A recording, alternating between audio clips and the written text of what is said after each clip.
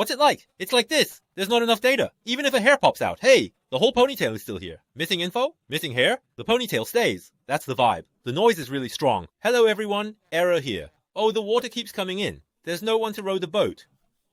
Microsoft has just dropped a bombshell that could be a major event in quantum computing history. They've taken a completely new approach, unlike the traditional methods.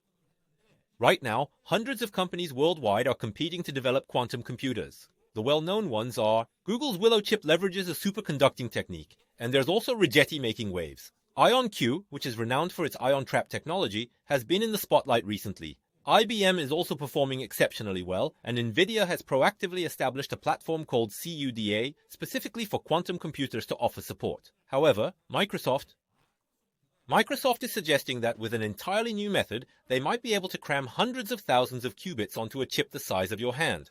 Do you remember the buzz around the LK99 superconductor? There's currently a buzz similar to that around room temperature superconductors, and now Microsoft has come forward with this new approach known as topological quantum computing. We're going to delve into whether this innovative method, which Microsoft claims to be the first to create a topological qubit, can truly surpass the traditional ion trap or superconducting methods.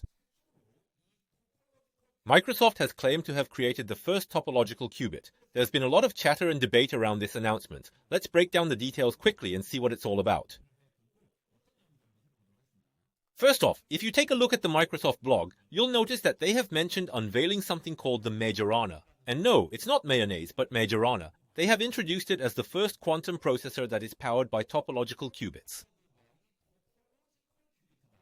This stuff looks really complicated, right?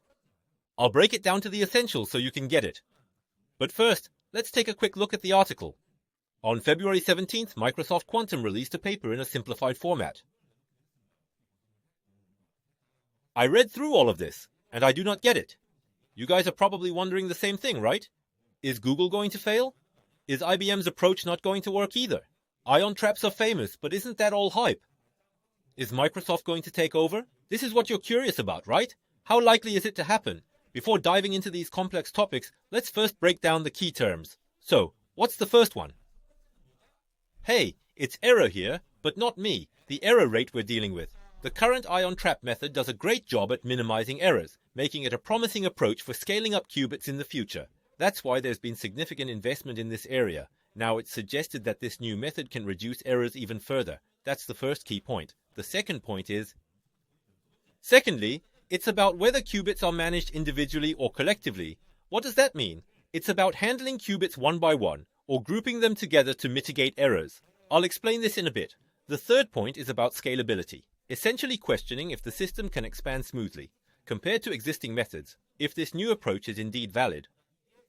If Microsoft's proposed method is accurate, it could lead to incredible scalability. They assert that they can integrate hundreds of thousands of qubits onto a chip no bigger than your palm. To emphasize, this approach significantly reduces error rates, and it shifts from managing qubits individually to handling them collectively in a novel manner.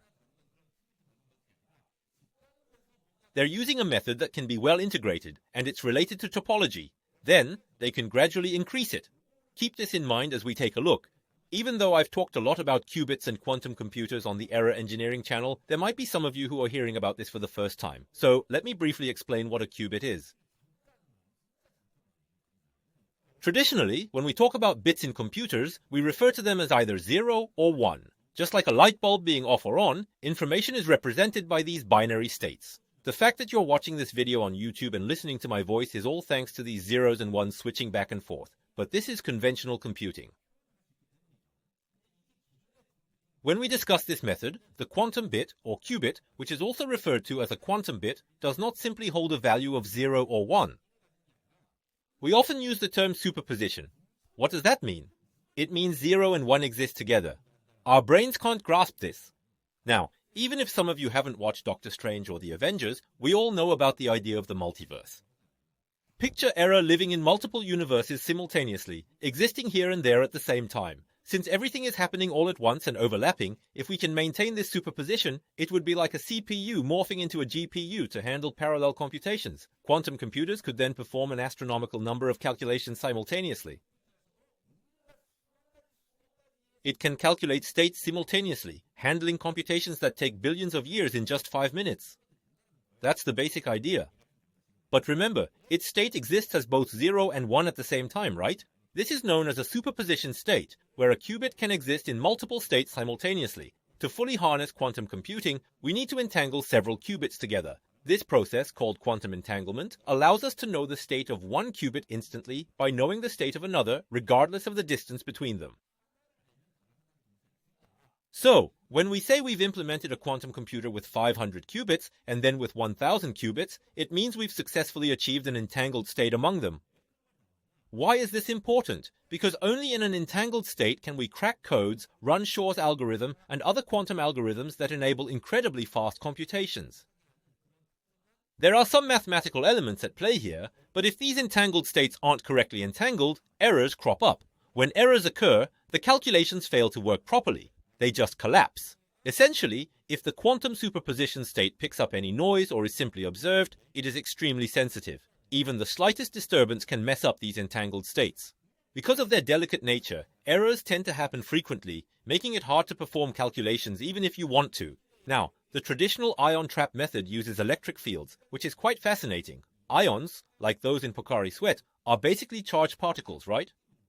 Atoms carry charges, and by placing them in fixed positions within an ion trap, they can be gently maneuvered using lasers or electromagnetic waves. This technique allows for the maintenance of quantum entanglement, where qubits exist in a superposition of 0 and 1. The ion trap method is particularly effective at keeping multiple qubits entangled. For a deeper dive, you might want to look up ion trap as mentioned earlier. Companies like IonQ and Google have developed quantum chips, with Google's Willow being a prime example. These chips utilize a superconducting method, operating at extremely low temperatures, nearly minus 270 degrees Celsius, to virtually halt atomic movement due to the lack of energy. The quantum entanglement state is preserved, which is why this method is called superconducting. However, compared to the ion trap method that controls ions, the superconducting approach results in significantly more errors. What they are discussing here is the creation of numerous qubits for quantum error correction, which are then used to carry out the desired computations. Whenever an error pops up, it can be promptly fixed, drastically cutting down the error rate and making the system much more stable and reliable. So, when we talk about the ion trap method, it means that it's known for its stability and low error rates, which is why it's called the ion trap method. However, it tends to be a bit slow because controlling ions with lasers and electric fields is quite challenging. The process of moving and maintaining these ions stably takes time, which is a notable downside.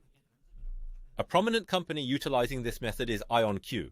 Now let's talk about the superconducting approach, which companies like Google, IBM, and Rigetti are heavily invested in. This method is known for being the most traditional in the quantum computing world. Its major benefit is its lightning-fast speed, but it does come with significant drawbacks such as a high error rate and very short-lived entanglement states.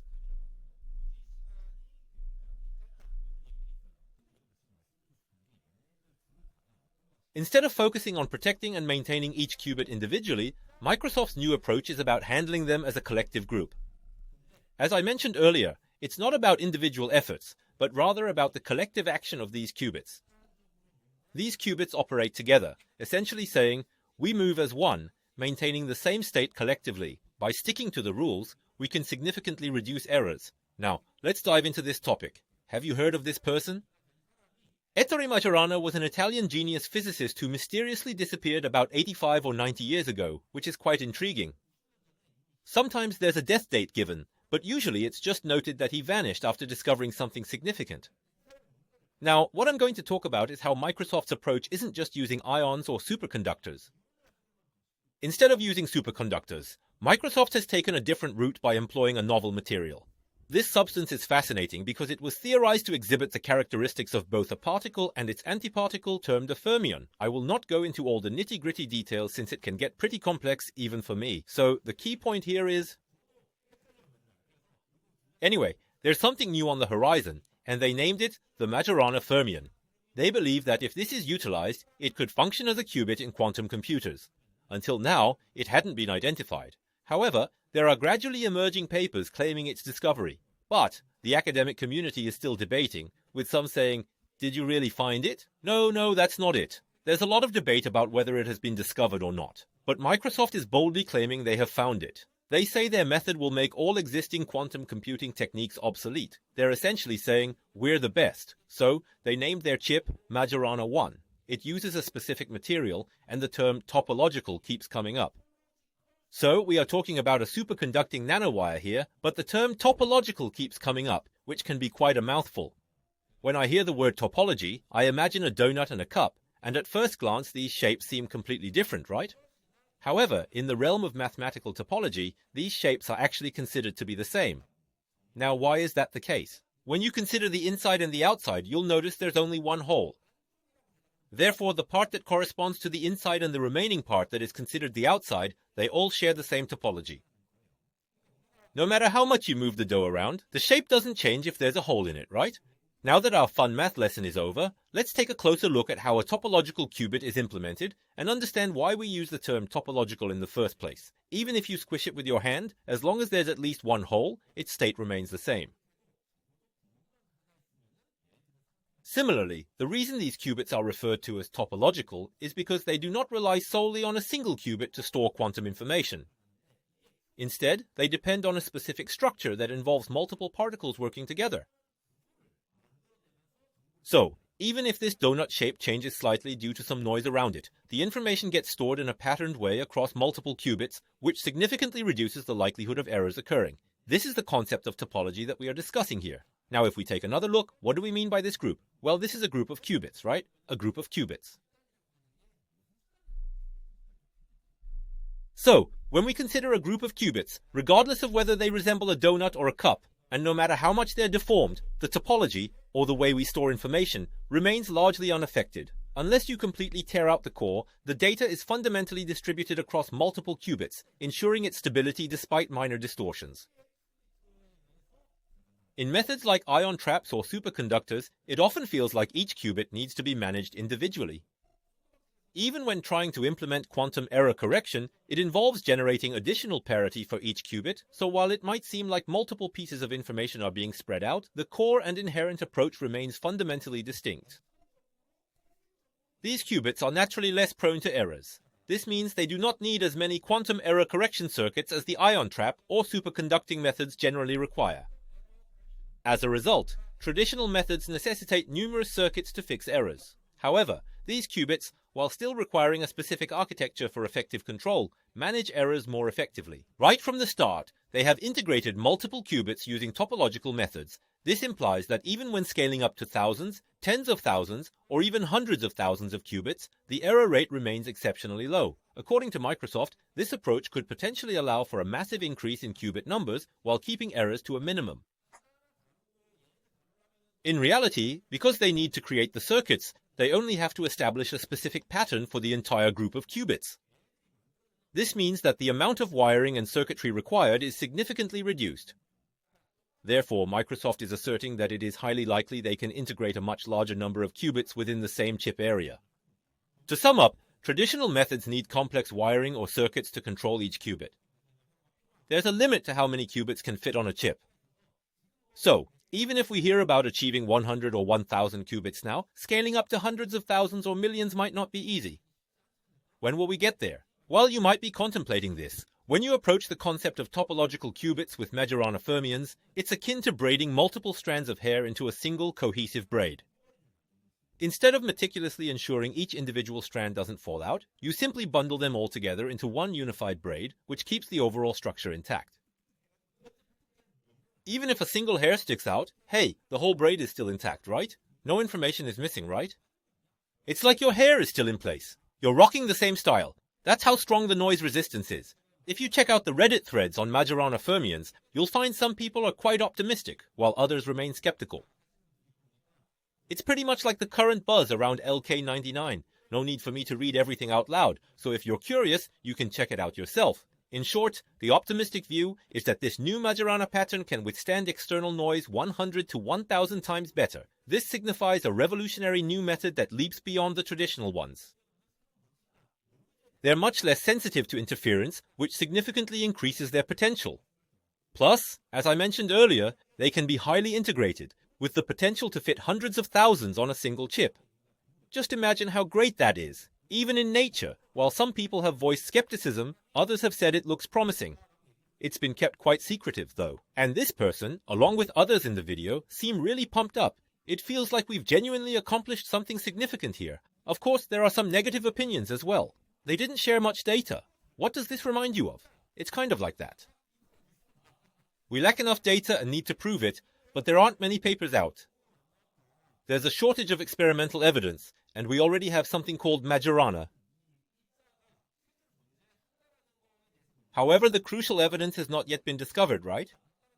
LK99 is facing a similar situation right now, isn't it? So, there's this ongoing debate about whether we have the technology to reliably create and control these nanowire structures under extreme conditions with strong magnetic fields. And then there's the whole issue of scaling, right? The expectation is that it will keep expanding and growing continuously. People are saying it won't work as well as you think it will. There are also views that more issues will crop up as you try to scale it further. However, instead of nervously stacking things up piece by piece, going for a larger scale might allow for quicker expansion. While many agree on this point, a lot of details still need to be thoroughly investigated. And honestly, is there any reason to get so hyped? It's still a ways off. If this video gets more views, I might think about making another one to explain the structure of nanowires and the superconductors attached to them in greater detail. However, I'm not sure it would get much attention. Anyway, if Microsoft can use Majorana-based topological qubits to break through existing limitations with a revolutionary new technology, if this turns out to be true, it could revolutionize the field. We will need to keep providing experimental evidence and demonstrate how it works. It is something to watch closely, but it is incredibly exciting, especially with major players like Microsoft involved. Some doubt Microsoft, thinking they might be bluffing, but remember, they have had papers rejected in the past.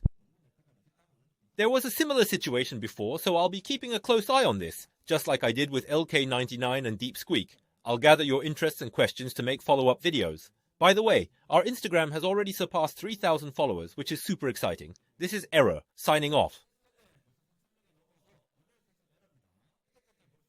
I summarize news like this and share short clips that aren't featured on YouTube, so I hope you find them useful. Many people are also subscribing to international tech channels like Ande Engineering. For our English-speaking friends, we're also providing this information, so if you enjoy movies, please stay tuned. This has been Error.